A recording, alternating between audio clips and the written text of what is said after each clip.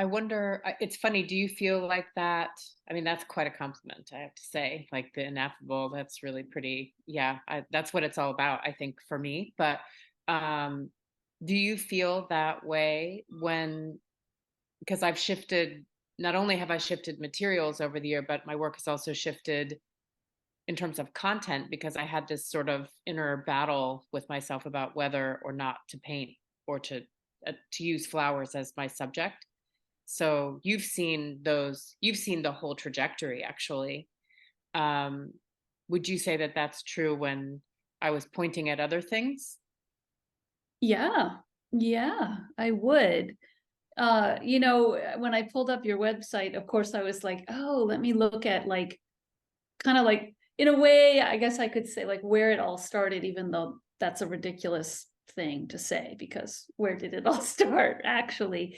But on your website, this sort of earliest work you have on there where you still are including some non-floral shapes and Mm. patterns. And so your work has been very connected to patterns.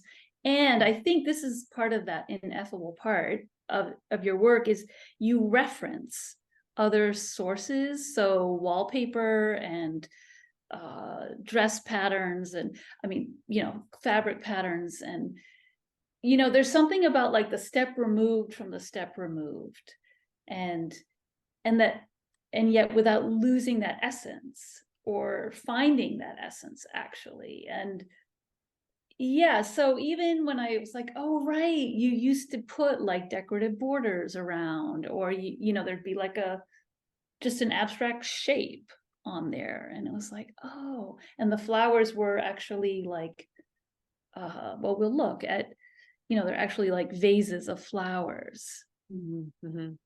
Yeah, And all of those things came from sources that other people had made something and then I had translated what they had made. So some of those things were like, fractal still life, early American fractal still life paintings or embroidery or pillows, like all kinds of, yeah, for dress patterns, wallpaper. Um, everything is borrowed often. But I did go through a whole, so pattern, it's funny that you talk about pattern because before I came to painting again, like I painted a little bit in undergrad, but before I really came back to it and embraced it, the kind of like, I would say like post like graduate school until like my early 40s or like late 30s. I didn't work with floral subjects that much at all. It was sort of more architectural, but pattern was always there. That's right. It was pattern really that's always been uh, around, humming around. And then when I came to painting, painting was so there was so much to grapple with in terms of color, just navigating color on all the complexities that I really pared down to the grid. So what you don't see on the website is, years of working with the grid and kind of pushing it around, trying to see if I could squeeze any uh, irrationality out of it or something. I don't know. Like, because a grid is human. A grid is really human. It's like humans make grids, like they don't occur in nature necessarily. But there's something very rational about a grid. And I really wanted to get at something more that was closer to my experience of being human and like error and flaw and, those kinds of things. So I was always trying to push the grid around and tried to do that with color. I tried to figure out all the color stuff. Um, and then, yeah, transition to actually fully embracing flowers again as a subject. And um, those moments where you're seeing like little diamonds and little grids within flowers, that's still the grid. That's still the grid is still in there. It was this kind of funny transition. And maybe it still comes up like sometimes the grid will end up being a little center of a flower or it'll be kind of in the background as a trellis or but it's mhm. definitely downplayed now. I don't I'm not as reliant on it anymore. It was a bit of a crutch, actually, I think, for a while, like not in a bad way, but just to help me figure out, like, okay, if I don't have the grid. I remember this tutor that I worked with, because I also did that Terps Banana correspondence course for painters when I started painting. Like maybe a few years in, after kind of stumbling around on my own, I was like, okay, I need someone to talk to, like who can do the deep dive with me, not just a friend or a, like Whammer. I needed someone to really do the deep dive with me and really like give a close read to what I was playing around with. And this, Phil King was this British painter who I was paired with in that correspondence course. And he said something about the grid is a guarantee. The grid is a kind of guarantee, like a compositional guarantee. And I was Mm, like, yeah, I don't want a guarantee. I want like, I really want to try to figure out other stuff, but even now, like a lot of the work that I'm doing is starts with a wallpaper source. Like really, like 95% of it starts, actually all of it starts with a wallpaper source. The last few shows I've had, and it, the grid is still in there, even though you don't see it visibly, because the grid is still kind of an organizing structure for floral patterns. So um, sometimes I'll pull that out and let you see it, and sometimes I shift things around so that it's not the determining factor for the composition, but it's still in there. mm, mm. I mean, in a way, it makes me think about, I mean, I can't wait to look at your work, which we'll do in just a moment. We'll share the screen and look at what we're talking about now and have a chance to see it unfolding. But, I also think about just the process of for you being faced with a blank canvas. And I guess, I'm going to speak from my own experience of, you know, the the challenge of the blank canvas, and to just have some vocabulary that just gets you started. And for a long time I saw that as a weakness, Mm. like, oh, I'm not original, or I'm just using a crutch or whatever. But I feel like that's shifted. Like, why not? It's your old friend, the grid, Mhm. like, Mhm. welcome, come on in. Yeah. Yeah, and I mean, I guess that maybe that's part of why I love painting so much, because especially oil painting, because you put something down and it's not going to stay there. I mean, you can't, you can, I just, it's at least the way I've come to work, like that's totally provisional. That's just like you put something down and that's just a gesture. It's just a jumping off point, and that thing might get completely buried in the painting. I still think there's something about it in the work, like even if you don't see it. But my process is so multi-layered that by the time the piece is done, there's so many different versions that have happened that it doesn't even really matter what that for it does kind of, but doesn't totally matter what that first impulse was. Mhm, Uh, it guides it, but just to a degree. mhm. I mean, I just think that's so,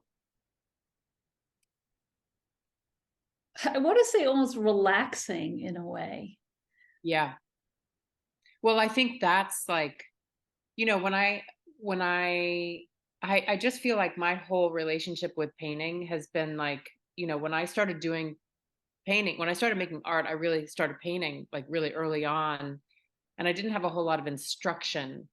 I didn't take that like painting one class where they teach you like all the things, how to manage your palette and how to, do all the stuff, different approaches to laying down the ground. Like I didn't know any of that. And so I was kind of fumbling along on my own. And um, I feel like I go through so many times where I'm doing that, even now I still, kind of fumble around. And then, but I feel like, um, oh shoot, now I lost my train of thought. Um, Relaxing. yeah, my studio practice now that I paint is just a joy. Like I didn't really have that ever until I came to painting. And I resisted painting largely because when I was an undergrad at the Art Institute of Chicago doing paint multi-level figure painting without any kind of foundation of painting one or a very good foundation, it was so chaotic. It was too chaotic. It was too, I was too young. I didn't know what I was making work about yet. I just had paint all over my body. I just didn't like it. And when I came to it later, after years of like being in graduate school, trying to pin down all my language, getting it all sorted out, and then realizing like, this is kind of a dead process, for me, it just wasn't very interesting. And it took me, like a couple decades to drop it or to shed it and Mm. start to embrace like not knowing and having it be chaotic. And I don't know, it's something about maturity, like just I matured and I was more confident and I wasn't as scared and there wasn't as much on the line. And I just, like when I came back to making work, part of why I stopped what so I had kids, this story.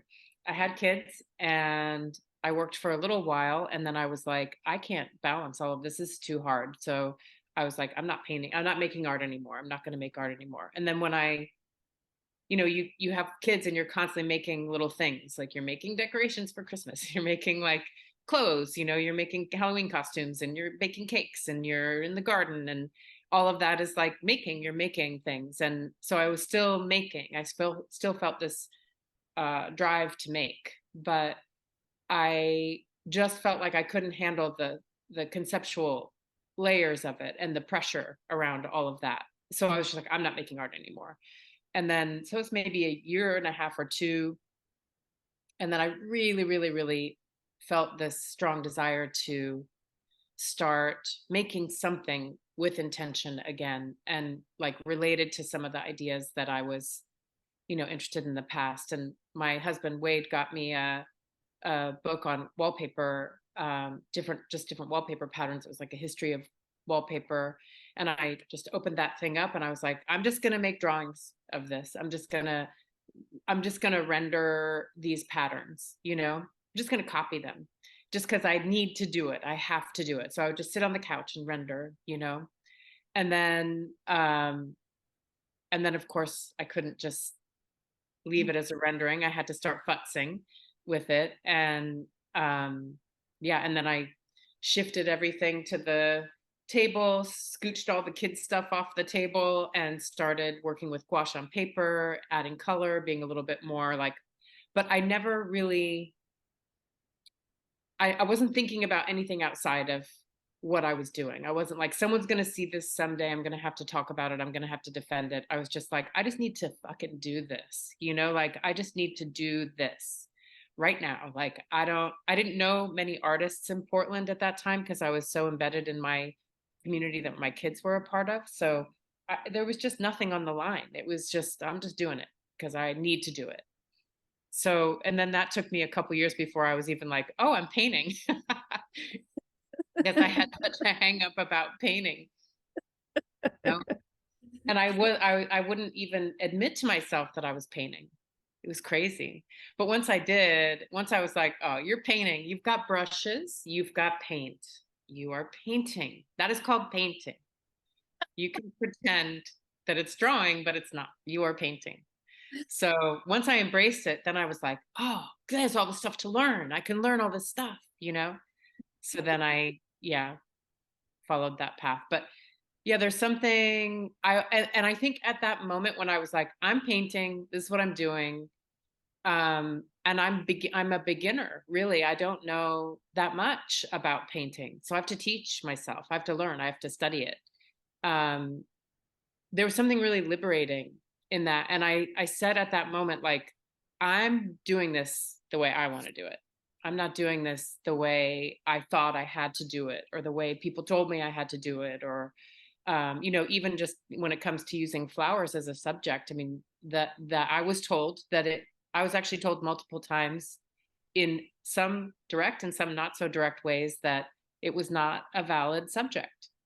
It was not, some people wouldn't even, there was one guy, he came, I don't even know if you were around at the print shop, but some guy came in to do critiques with all the key holders, all the people who who used it as a studio. And I had these little gum bichromate prints of a pattern, floral pattern, and I had drawn back onto them with charcoal to different degrees to kind of, I mean, it actually looks so much like something I might do now, which was really crazy. Funny. Yeah. Yeah. But I put it up and he said he would not talk about them because it wasn't art. He said, I'm not even going to talk about these. There's nothing to talk about here. This is design. This isn't art. Wow. So, I wish I could say that I was someone who was like, oh yeah, you're full of it, you old sack, like I should have been more, whatever. But that was my process. It took me, that just like shot me down a few notches. And then, I tried to pull myself out of it. And I don't know. I mean, I still had, even in graduate school, I was still working with wallpaper. Like I remember doing, and even after graduate school, I still had this thing with wallpaper. So it would surface a bit here and there. I couldn't totally keep it down, but yeah, I'm happy that in my middle age, I came to flowers again, and I was like, I'm painting flowers. I don't Love. care what anyone thinks. And then, of course, like now, like it's like no big whoop. A lot of people use floral imagery, but um, but I feel like whatever, that was my path. Yeah, yeah. I mean, it's so interesting to hear that. I don't remember that. Maybe, I don't know. I don't know why. But I had a similar experience in my own life of showing a older male artist who I was, trying to make a good impression upon some embroideries. Mm. And this would have been in the mid 90s, 1990s. And he was just like, well, this isn't art. Mm-hmm. And just being like, oh, yeah. And then taking a good 10 more years to be like, actually, I know Yeah. exactly what I want to do with this. Yeah. Yeah. I think part of it too is that like that mid 90s is exactly when that happened. And then in later 90s, when I was in graduate school, I remember having an instructor tell me that he wasn't going to take our work seriously because we were women and we were just going to have babies, so there was that stuff too. But yeah, gosh. And I think part of it is that I just didn't know that many contemporary women artists. I had to really do the deep dive to figure out like, well, who else is making work like this? And are there, like, I went to this amazing art school, and my art history class, we were still using, I think it was the Gardner art history book. And there were maybe 4 or 5 women artists in that book. I had no examples of what women artists made except for like my instructors. I Mhm. just had no idea of what that would look like. And so I was just grappling, I don't know. And it didn't feel like what I was interested in was at all related to what all these men were doing. Like I just couldn't figure it out. Yeah. Yeah. So interesting. And yeah, and just so interesting that now all these issues, which were for us like these massive things to wrestle with, are now almost non-issues in some ways. I mean, there's still plenty of room for improvement, of course. Yeah, and I feel like now, like I've been thinking about this a lot lately because I think where I live in Portland, it's a really small little ecosystem. It's a little like art ecosystem that pretty much everybody knows everybody, and some of the women, some of the like the majority of the galleries and art spaces that are like pretty kick-ass are run by women. Um, and even like the relationship with the men, I mean, for sure there's you still have residual, but like there are men who are my peers who I feel are very supportive of what I'm up to. And they come to my shows, that we have great discussions, we go to galleries together, I'm seen as an equal, I'm seen as a peer. And I don't know, that feels really good, and it really feels distinct because it did not used to feel like that. Like when I was a young artist, I always felt when I talked to the dudes that they knew and I didn't really know. And like Mhm. I could, there was this weird dynamic I didn't that I don't think is in place anymore quite so much. Yeah. Yeah.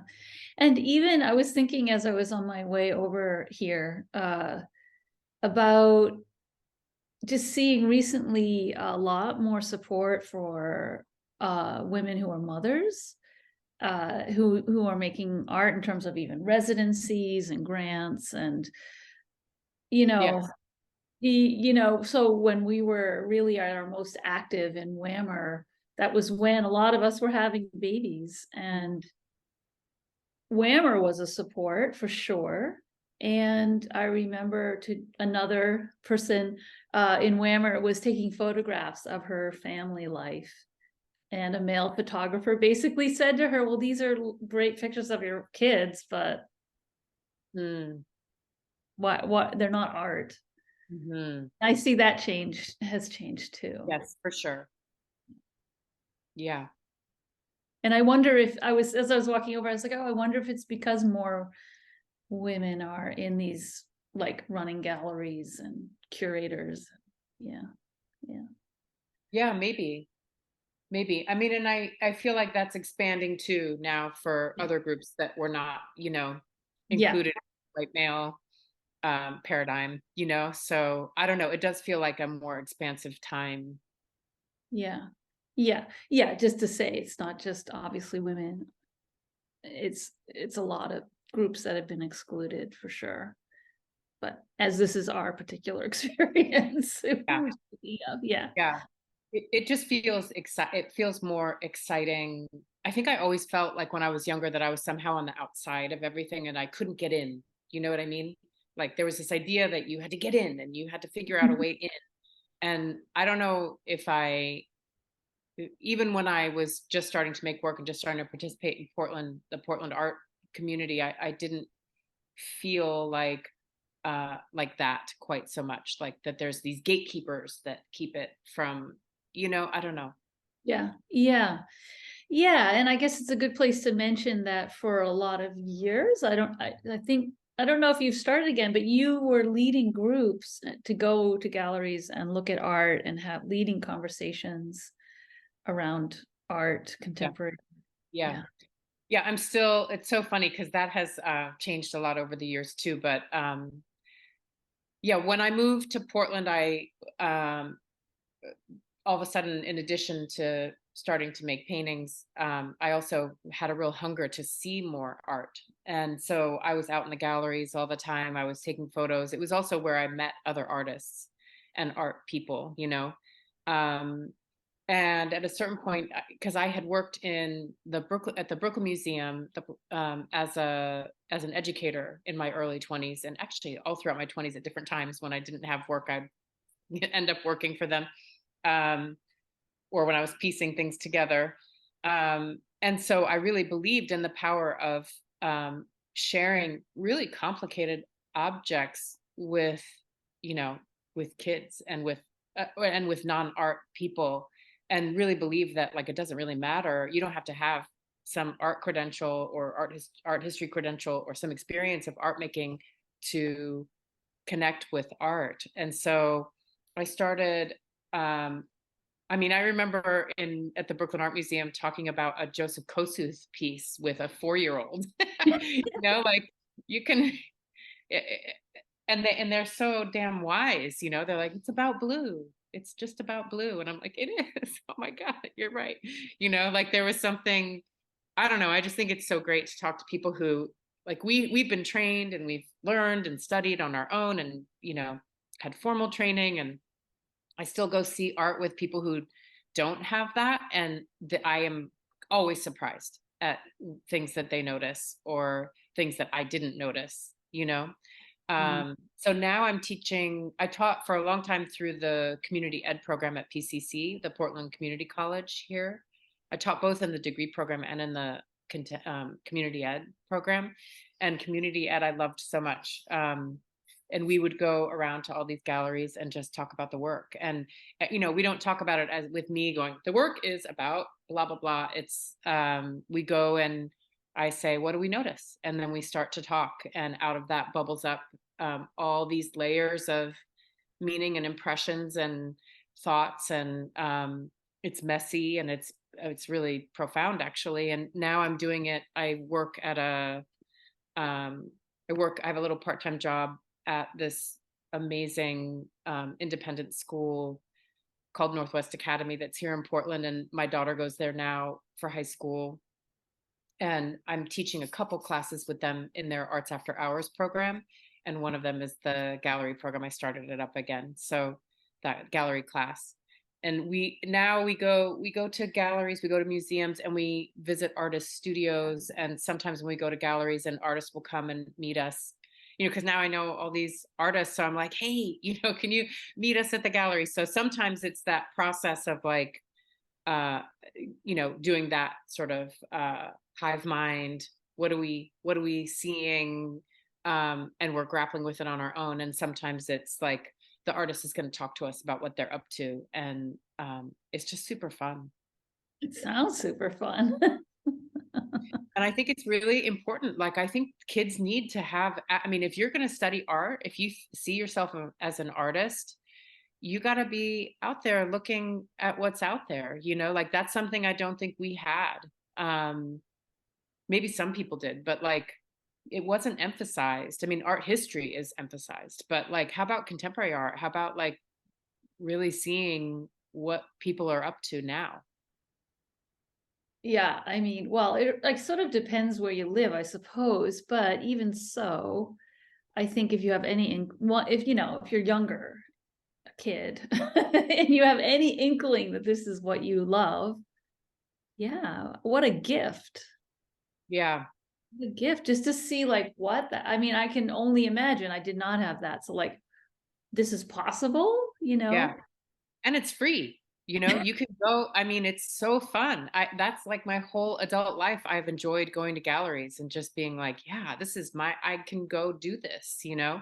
I don't have to pay anything for this. And it's enriched my life so much. So yeah, even if they don't decide to pursue art, but I just think it's such a great thing to have access to. Yeah. Um, Yeah. and Because it's all, everybody has their version of it. So yeah. Yeah. And there's also like a lot of barriers to entry, just like structurally, not sure. financially, but yeah, people have reluctance to enter a Yeah, it's space. intimidating. It's intimidating. Yeah. But I think, yeah, that's maybe the main thing, is that I want them to feel like, oh, this is how you do it, and this is how you behave, and this is how you access the information. This is a checklist, and the checklist tells you all this information, and you don't have to buy anything, like there's no pressure. So Yeah, that's so great. I love that you do that so much. I love I that. can't stop doing it. I keep thinking I'm not going to teach anymore. And then I'm like, oh, you know what? I could teach this class. I'm always like trying not to teach. I don't want to teach anymore. And then I just keep teaching. So then I'm also teaching this class called Drawing Lab, which is like I've taught Drawing Lab, also kind of embedded it in different classes, in my sort of like proper drawing classes at PCC in the degree program. And then I've taught it with adults in the community ed program too. And now I'm doing it in the after school program, the Arts After Hours at Northwest. So, but it's like totally experimental drawing. It's like we start off doing like 3 different classes of mark making. Like we do one whole class on just like additive mark making, and then reductive art making or mark making, and then we do a lesson where I like boss them around and make them do all these impossible things. Then they're just like, what are you talking about? And I'm like, I don't know, you're gonna have to figure that one out. And then we look at the surrealists, and we do like frottage and decalcomania, and all these like things that like prompt you to, like, you make a mark, you make a move, and then you have to respond to it, kind of taking the control out of it. We're going to do Mm. stuff where they have to draw with sticks, and things where they're really far away from their paper, or interruptions, and then like haptic drawings where they don't have to bypass sight and use another sense to dictate their drawing. So that kind of stuff, like, I just get so excited about it, and I can't stop wanting to teach it, apparently. Well, lucky for the people of Portland that you have this impulse, uncontrollable impulse. But I draw the line there. I'm not going to do any more teaching after that. All right, sure, Amy, sure. Well, I'm going to share my screen, and then let's take a look at actually your work. Okay. Just going to make us smaller here. So this is your website, and which I highly recommend everyone coming to have a look at. The link will be in the description. And I wondered if we might start with yes, please, thank you. Sure. If that's okay. Yeah. So this was a solo show you had at Melanie Flood Projects, which is a gallery in Portland.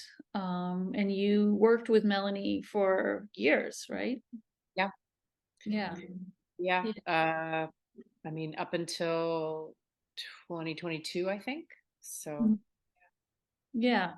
But I feel like, yeah, no sorry. more. Yeah. Well, one, I feel like she really gets your work, and two, I feel like this show in particular, in sort of the way I had been thinking of your work, was like it felt like a real turning point of a kind, in this like embrace of I'm painting pictures of flowers, fight me. And yeah, so I mean, this is, and I also feel like it was a time, this show was a point where it just, from my outside observer's perspective, like people took notice and was like, what are you doing? What is this? I don't know if that sounds correct to you. It does. And I do think part of that, I mean, I think with Melanie and I, it was just we like elevated each other or something. I don't know. I mean, maybe like the fact that she gave me this platform was huge. The fact that she was like, because I had been making, I had just done, we had that Whammer exhibition here in Portland, and I made all those deer paintings that were kind of an homage to everybody in Whammer, and they were quite floral as well. It was floral and text. Um, and but this was the first time.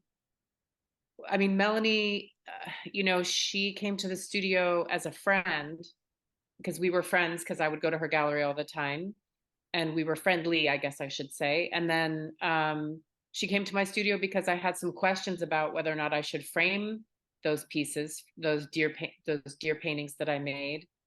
And then, then she followed up with an offer for a show. And all of a sudden it was like, oh, I have this whole space that and I had a bunch of works in progress, but I hadn't really, like, it hadn't solidified into a show. And for her to say, like, here's the space, do with it what you want, that was huge. And so I think also she's a real, she straddles a lot of different art communities, because she has a photography background and is a photographer, but she shows a lot of different kinds of work. So I don't know, I feel like it was just kind of having that platform and having that space to do what I wanted to with it, that was it was different, it was distinct, it was special, Yeah. And I felt like if she was really like, do what you're gonna do, if I said, like, I want to paint a mural, I want to do this wall painting on the front wall, she's like, cool, go for it, like, just to have someone saying, just do it, like, I believe in whatever you come up with, was great. Mm. Mm. Yeah, I'm really appreciating that. That I think yeah, that's the feeling of like, oh, this really felt like a body of work in a space, as a whole. Yeah. Yeah. Yeah. Once I knew what the space was, then all of a sudden the work just got real focused. I was like, okay, I know I want to have these two. And then this moment, like I started thinking much more about like, what is this little world that I can create? And I don't think I ever really had that. I think maybe once I had that on a much smaller scale, but um this was the first time that I really got to think about like, oh, how do I want these paintings to be talking to each other, and how do I want the viewer to move through the space, and you know, that was pretty Yeah. amazing. Yeah, and it's such a but for yeah, I guess it's like, oh yeah, if you're a painter in your studio, people work different ways, or you work in many at one time, or your works one at a time, or you don't often get a chance to necessarily think that way. You Yeah. know, yeah. So yes, these maybe just stop me if there's one you really want to point out. People should come and look at these, spend some time with these. Um, you know, you I feel like I recall this was you also kind of wrestling with this question around like, oh, what if I just take up as a female painter flowers, which is kind of like, gets treated like a joke, right? Yeah. And then just like, what if you just do it times a million, and then like, what is it to be polite even, you know? And Well, I think flowers are seen as benign, right? They're seen as like, we're just going to let these young ladies paint flowers because then they can't get themselves into any trouble. Like um so that's sort of like the history, that's a real history that we have, is that, oh no, no, we're going to keep the women and the young women in the home doing homely things and painting benign and crocheting or whatever, using benign flowers. And I think I wanted my flowers to not be benign anymore. um I wanted them to be in that tradition of like oil painting, you know what I mean, like uh, so to be kind of on equal footing, so it's not seen, they weren't seen as like less than, like bring them into this tradition. um not that people hadn't painted flowers, but it was always seen as uh less than, and for a long time it was just women, it was the only subject women could use. I mean, you couldn't, pre like late 1800s or something, you couldn't paint the actual figure, you mhm, had to, you were not allowed to paint nude figures. mhm. So, and that's what everybody was interested in painting at that time. But yeah, or not everybody, but you know what I mean? Like there were certain things you didn't have access to. Right. But flowers were always seen as like, just fine. You're fine there with your flowers and you're not going to do any harm. So, yeah. Yeah. Yeah. And another thing that really stood out for me with these is that they're much more, and we can look at also maybe the work from your most recent show and this slide that you put together of the evolution of a painting. But these still have a lot of this more gouache-like Mm. feeling, like this blue background is more like wash-like.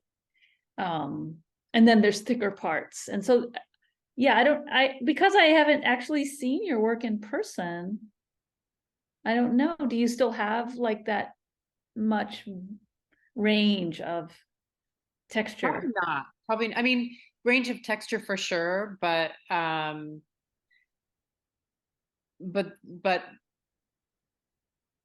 Yeah, I don't think I think I definitely was using this more like kind of the you might use it in when you're working on paper. With a lot of these I had um a flash ground, like a silver flash ground. So this one in particular has a flash ground, and a few of the other ones did. And then the wall painting is flash on the wall. Mhm. And so that functioned a little bit like paper in that the white, that it was coming through. I was leaving it open more, and it was coming through some of the paint. Mhm, Uh, mhm, mhm. it was a little bit more active, the ground. Yeah, Now yeah.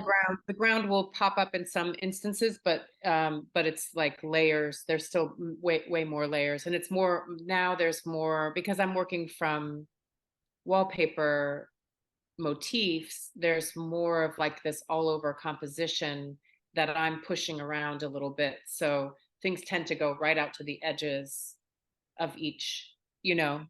Um, Whereas with this was like from an embroidery or something, I don't know if this one was this might have been wallpaper, but those wallpaper motifs that are sort of repeated. Right. Yeah. Yeah. Uh, Yeah. This one, Laugh at the Medusa. I mean, it really does feel like you took this floral wallpaper motif and suddenly it's like, you know, it is not so like safe anymore. yeah. It feels very like, okay. Well, have you read Charlotte Perkins Gilman's The Yellow Wallpaper? Yeah, like a long time ago. A long time. Yeah, I reread that every once in a while, but she, the wallpaper is the thing that sort of is it keeps her a prisoner, but it also ends up being the way she escapes all of it. Like it also ends up being the way that she sort of finds her way out of that room, even though I'm sure that her fate was not. She probably ended up in another terrible room. But in that moment, so I don't know, I think about it. I think about how the floral realm has both been a thing that's kept women down, and it's also for me, especially now, has been this way of releasing and coming, uh, I don't know, into my power or something, or into my voice. Do you know what I mean? Uh, Yeah, absolutely. Yeah. and something like this, like if you go up a little bit to these two, yeah. So rest this installation view. These were from embroidered pillows, and they were I thought of them as a pair, Uh-huh. um, and I still kind of thought of them as pillows. um, and it's funny because now I'm doing a lot of work with pairs, and we can talk about that a little bit later, but this was the first paired paintings that I made, and I say pairs rather than diptych because they don't have to be together, but when they're together, they're activated in a way that is really compelling. Mhm. Um, these two were both sold to different people, so they're not together anymore. And that seems to happen with the pairs, and it makes me a little bit sad in a way that um, you might be sad when you leave a friend or a partner or a family Mhm. member, like that kind of separation, because there is this weird intimacy between them, like a visual intimacy. So these are some things too that I feel like this show kind of planted the seed for some of these ideas that then now I'm going a little bit more deeply with. Mhm. And then the titles, the one on the left is Rest Your Head, and the one on the right is You Worry Too Much. And that's from a song, the Kate Bush and Peter Gabriel, um, Don't Give Up. You know that song? Do you know that song? No. Good, Robin. Anyway, it's in the music video for that song. They're embracing each other, and they're kind of spinning around, and they're like consoling each other. Anyway, Uh-huh. it's really so that like with having the language sort of shore up this visual intimacy. I do a lot of that where you'll have these kind of layers of meaning that are reinforced with the titles, but they're not pinned down by the titles, like not everybody knows that song, not everybody is gonna, you know, Yeah. go there, but some people might, and they might pull it in, and you don't have to know in order to get that there's some kind of tenderness that's being spoken about here. Yeah. Yeah. Yeah. I mean, if it's okay with you, can we jump ahead and maybe look at some of the things? Any Sure. from Yeah, yeah. would it So be, I started at Me and You and You and Me, but there's also some in They Always Have and Still Do, which was my most recent show. do you want to look at that one then? Or what would Let's do Me and You and You and Me, because that's when I really started doing the pairs. So that one, you have the one of them is behind me right now. Uh, but the other one was sold, and it's not, I don't, they're never to be together again. Although I have a friend who was like, well, when you have your retrospective and we pull everything in, then they'll come together again. And I was like, yes, my retrospective. Yes. your mid-career retrospective? Mid-career, yes. It's coming Yeah. soon. Yeah. Yeah. All right. So this is a closer view. Yeah. So just so we're jumping ahead by a few years. When was that project at Melanie's? 2018 Okay. So then, and this was what, 20? year. Yeah. Yeah. 2023. Okay. So 5 years. Obviously, a lot has changed in how you're working and not. I mean, and obviously it's it's obviously the same artist. Well, and yeah, I guess. Yeah. So there were a handful of pairs in this show. And sometimes they really look like wallpaper. Like these two, you can see that grid, right? You can see that Mm-hmm. organizing structure. Mm-hmm. Mm-hmm.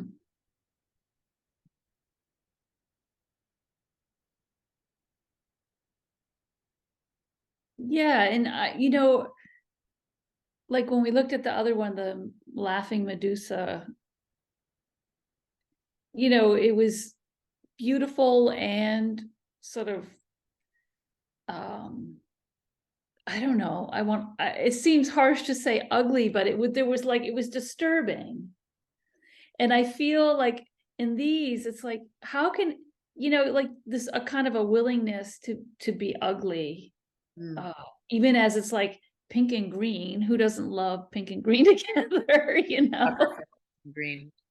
Um, yeah, I mean, I think these notions of beauty, I'm always thinking about them. And like my relationship with flowers, it's complicated in that I love beauty. I embrace beauty. I think beauty's pretty great. And also, I think we've been held to really terrible standards, and there's some really gross aspects of it. I don't know. I mean, I've been reading have you read any Elaine Scarry? I can't even remember the name of what the what book of hers that I read, but she talks about beauty as being a really important aspect to being human, and in our ability to um, have empathy for Mm, something. So, like, a baby is beautiful because it brings something up in us to want to care for this beautiful creature, right? The landscape is beautiful, and we want to protect the landscape because it's beautiful. Beauty moves us, and it brings us to a place where we want to act, we want to protect. You know, yeah. uh, yeah. Yeah. But it's also um, for women, the history there is really complicated because um, there's such rigidity in the ways we've been sort of encouraged to be beautiful, or you know what I mean? I don't know. There's something Yeah. I don't know, that I've struggled with my whole life around that. So, Yeah. Yeah. It's sinister almost, really. I mean, I remember someone saying to me once, Robin, I don't know if I ever told you this, but someone said to me once when after that, yes, please, thank you show, they said to me, it's so funny that you make such beautiful paintings. You know, like, I wouldn't think that you would do that, it was something about like, well, you're not like that. Or it was weird. It was like, there was something about me that didn't present as pretty or beautiful in the way that this person yeah. expected, that someone who would make a flower paintings like this must be like a babelicious or something. I don't know. Like, oh. Yeah. Wow. God. Yeah. I mean, in a way that's, I don't want to say it's like the perfect response because it's horrible, but it's like pointing exactly to what you're talking about. Yeah. Yeah.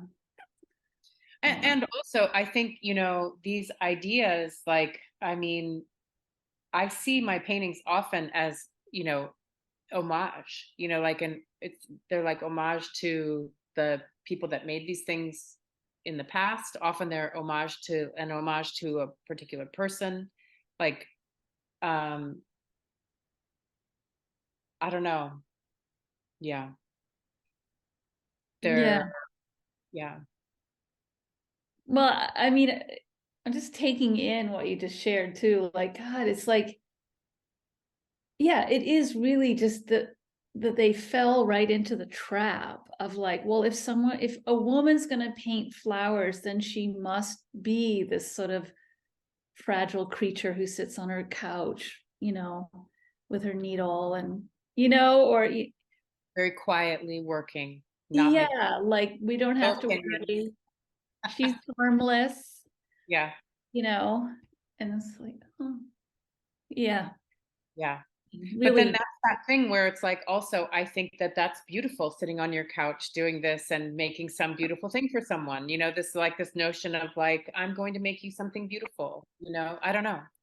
yeah, yeah. Like, why is that actually considered less serious or, you know,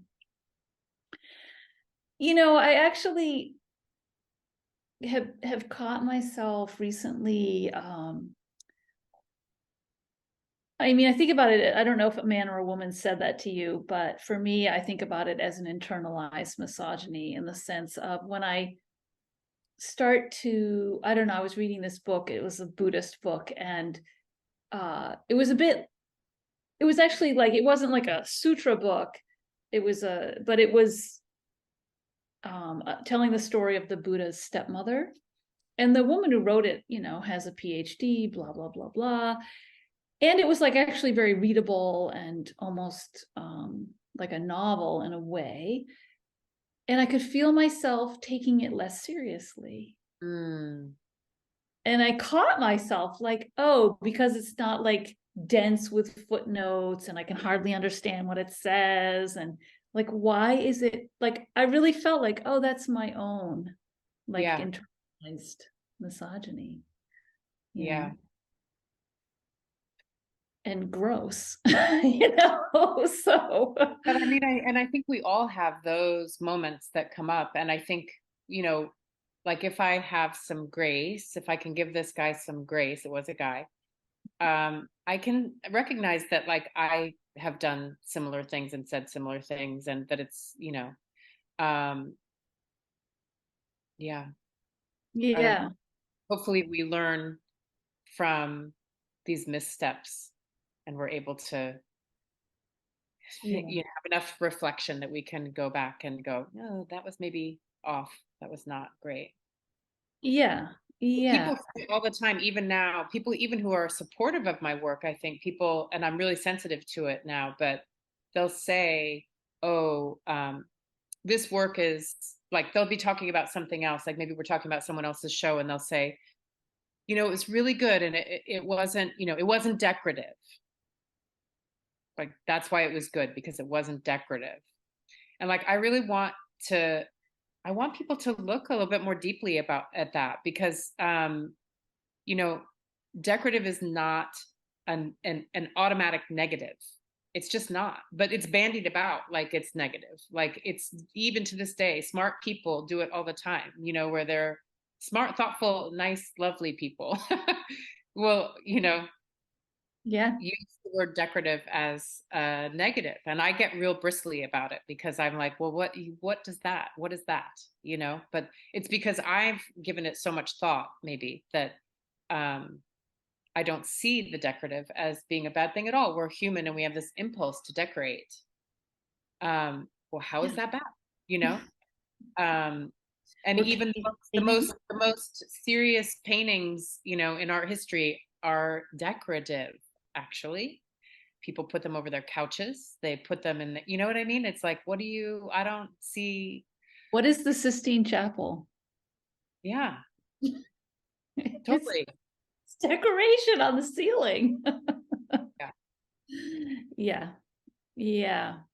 Yeah, I've heard that plenty, like what it like decorative as a pejorative for sure. Yeah. Yeah. And I Oh, think sometimes my impulse is like, yeah, I'm going to take your decorative and I'm going to give it to you over and over and over again. You know, I'm going to bash you in the heads with my decorations.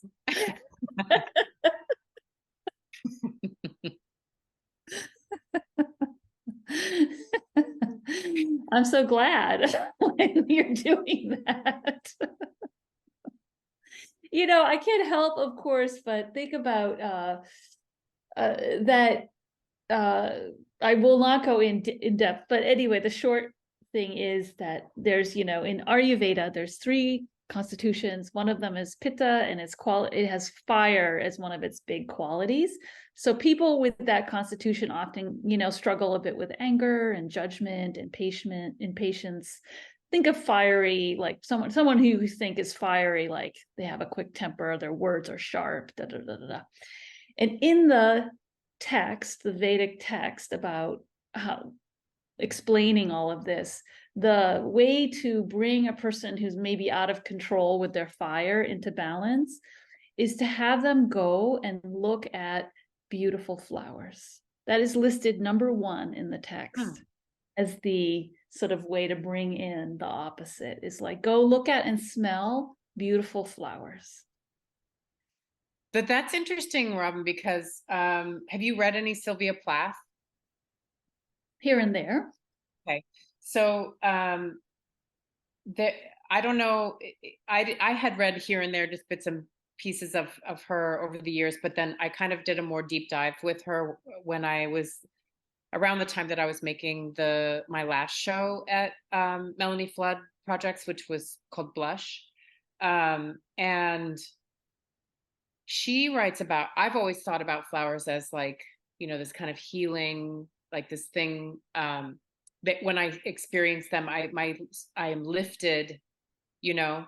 I might think sometimes about death or things like that, because when they go through their life cycle, I might think a little bit, but mostly I'm like, oh, here they are again in the spring, like, aren't they lovely? And she really had a negative relationship with flowers, and I wonder if part of it was because she was in such distress and such a dark space emotionally and psychologically. And she was, when she wrote, I forget the name of the collection of poems, but um she wrote this collection of poems when she was institutionalized, and she would talk about people bringing her flowers, or that they would show up in her poems where she would just be like, that tulip is sucking the air out of the room, it's sucking in all the oxygen. Or there was one poem, I think it's called Fever 103 Degrees, and she's in the institution and she's got a fever and she's like just out of it, and she writes about the camellias, and they're too hot, they're too much, you know. Mm. And so I pulled some of her language from her poems for titles for some of the pieces in that show, because I had moments where like the paint and this happens a lot in my paintings, where it's too much, they're cloying, or the color's too saturated, or it's too pukey, or and so but it gave me pause and made me realize that like not everybody has this relationship to flowers, that they can smell too sweet, too, and then I feel like, oh wow, people talk about women that way too. We're too much, we're hysterical, we're too, Yeah. um, too emotional, too, yeah. Yeah.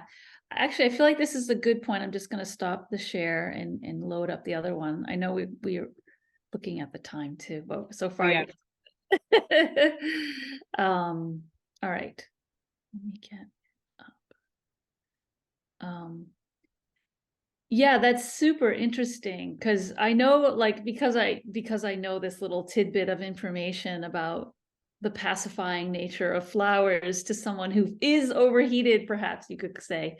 It has been my experience of like go out, just look at the beautiful flowers. And it's like, whoo, okay. He's Yeah. gonna be okay. So, but that's really super interesting. All right, so now we're gonna look at the, I feel like, just kind of if I make this the full view, I'm not sure. Slideshow. Yeah. Yeah. Okay. So when you said like, oh, it's so saturated, when I looked through this, I was like, oh, what was your thinking as these paintings progressed? And when you said that, I was like, oh, maybe that was something that came up for you. Yeah. I mean, and so these are paintings that were in that show in Blush. This is a painting that was in that show. And the one that I pulled a lot of Sylvia Plath titles for or language from was also that show. But this is a piece called Twilight Sleep. And as you know, Robin, Twilight Sleep is the drug that was given to women during labor when they were giving birth to their children for I think a pretty long time. I'm not sure exactly how long, but I know my mom, when she had her children, was given twilight sleep, and so she has no memory of labor at all. And I thought about this at the end. I used that as a title, and I'll tell you why when we get there. But so this is just to show the stages of a painting and how a painting evolves for me often. And this is a painting that I wrangled with desperately. Like I almost threw this painting away. It was the very last session that I was like, oh, I got it. Like this is it. So this is how it started in November 2020, November 18th. I mean, And then truthfully, when I first looked through them, it took me a minute to just like, oh no, this is the evolution. Like to me, this looks finished. I was like, that's beautiful. Look at it. So anyway, yeah. this is the 25th of November. What is the size, just so we can have a sense of like what? It's like 36 by 38 or something like that. So kind of body sized. So this is 2 days, 3 days later. Yeah.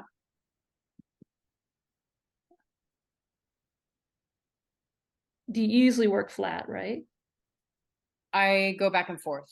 Um, I go back and forth. It depends on how soupy things are getting. If they get too soupy, I have to lay it flat. all right, so this is Boxing Day. So over a month later than the first one. And like at this point, I'm thinking, oh, this might be like a really red painting. It's very red. Yeah. And also at some point you added wax in, more caustic, right? Well, it's not encaustic, it's wax medium that you can add into paint as just like you would oil medium, but it's wax. You can do wax. I've done marble dust in the past. You can do, I've done graphite powder. It bulks up the paint, and the wax. I like working with the wax. You can it can make things kind of matte. You can use it with very little paint in it, with a lot of paint in it. You can bulk it up, but it's really versatile.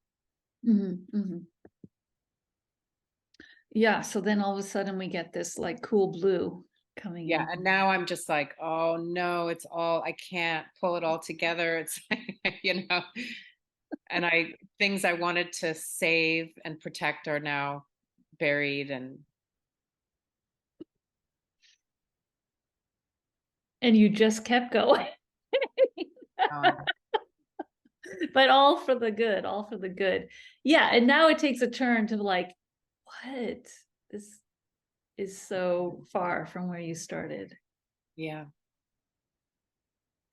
And then this was it. This is the last session was on the 21st, I think. And then if you switch to the next slide, you'll see like a proper photo of it. Yeah. Oops. That's like a studio shot, but Yeah. Yeah. and so part of the reason why I called it, I mean, I literally was about to rip this thing off the stretcher bars and throw it in the garbage. Um, the reason why I called it Twilight Sleep is because when I finished it, there was something about it, looking at it, that I felt like I couldn't see everything. You know, there was this weird way in which things felt periphery, or I just couldn't, not just because of the darkness either. There was something about it um, optically that feels like I can't pin it down or something. And so it made me, Twilight Sleep just came to mind. Like, oh, that's what it probably felt like coming out of Twilight Sleep, where you're trying to come to consciousness or something, you know? Yeah. Yeah. Yeah. And I think it's like such a great example of that ineffable thing, that quality that I feel is in all of your work is there's something you just can't pin down, but it's fully present. Yeah. Yeah. Though I get that you're like actually talking about something more specific here. And But but actually, and I think it's more expansive too. Like, I don't necessarily want to pin it down so that you have to have that experience, but I want people, if you know about Twilight Sleep, that might be something yeah. that you consider. But also, if you don't know about Twilight Sleep, maybe you go somewhere else with that title, and that's okay too, you know? Well, even just the light of twilight, which is like you don't see everything clearly. There is sort of stuff that kind of glows out from behind. Things are murky, you know. Yeah, and there's something about like, let me just look at the previous one again. This one almost feels darker, but it might just be the That lighting. was just the studio shot. That one is just like, I think that Yeah. might actually be in the same state. But if you go to one before that, No.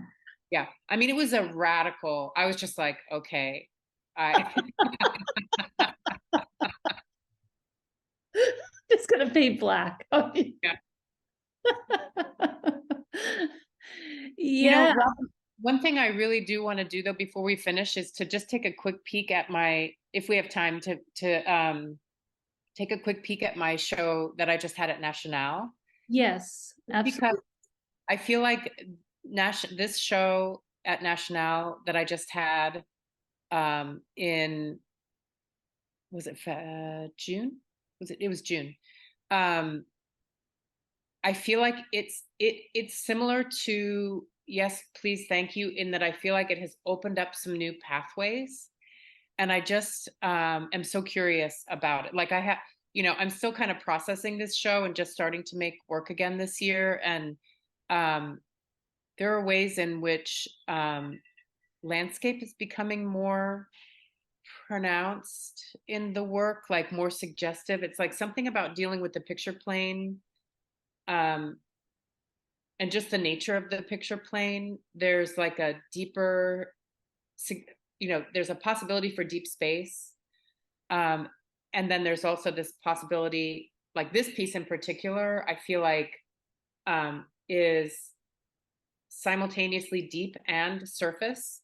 Like, so I'm really thinking a lot about that tension between a surface read and a deeper kind of read, both figurative and literal. Do you know what I Yeah. mean? Yeah.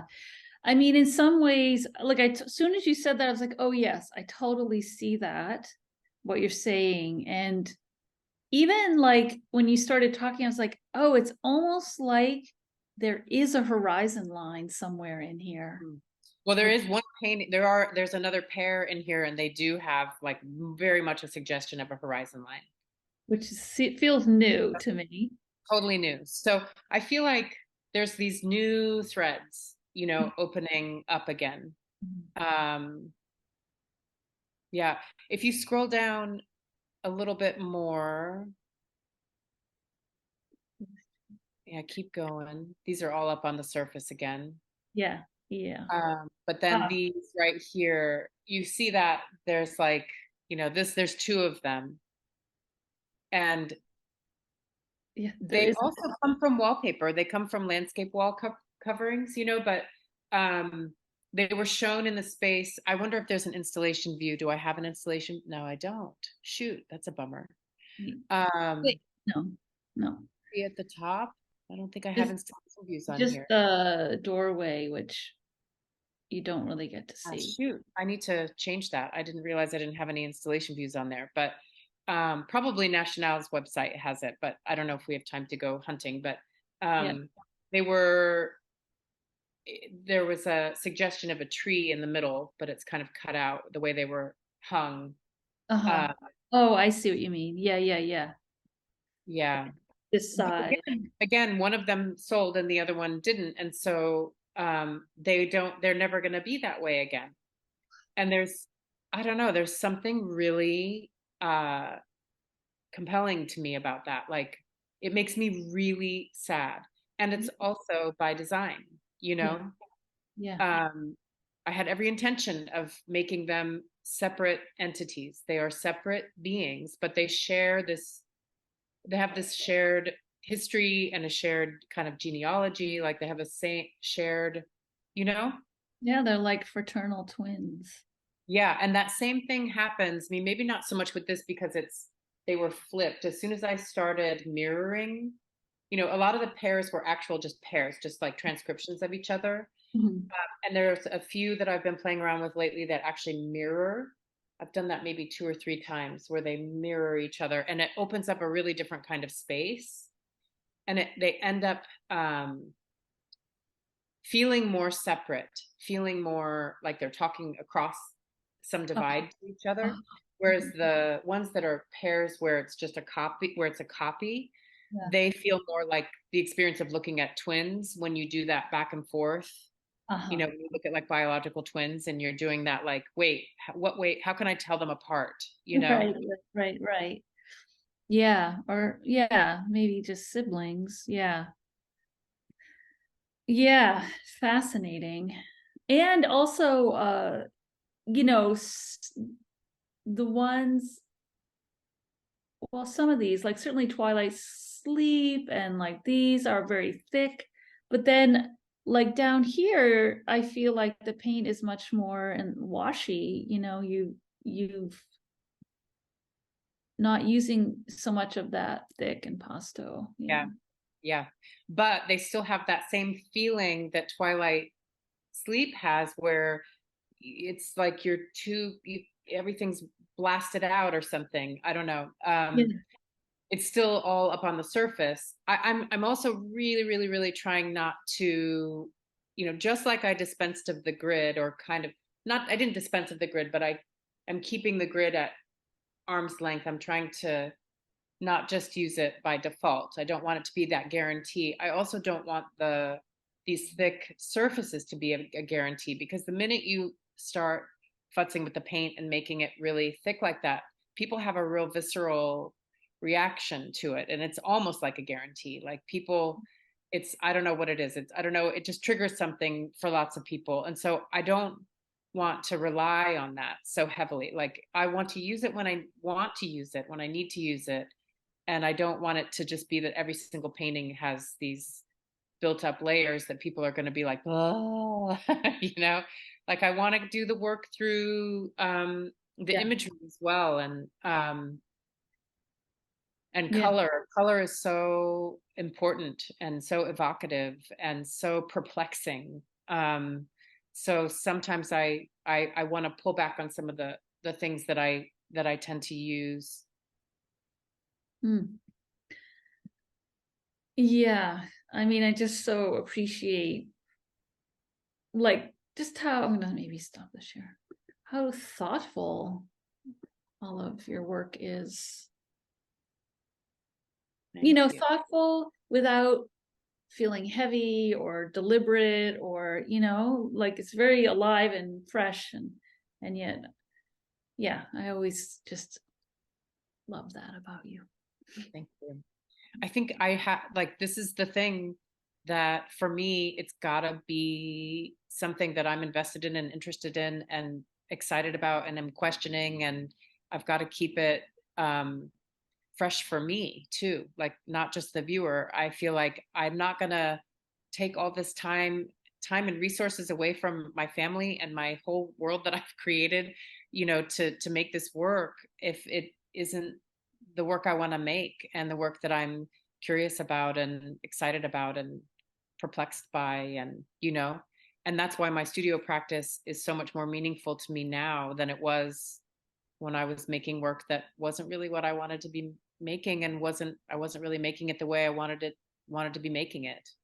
Like, there's got to be some mystery, there's got to be some thing I'm discovering, or else I'm not going to be able to get myself into the studio to do the Yeah. work. Yeah, and just to appreciate like how long it takes, you know.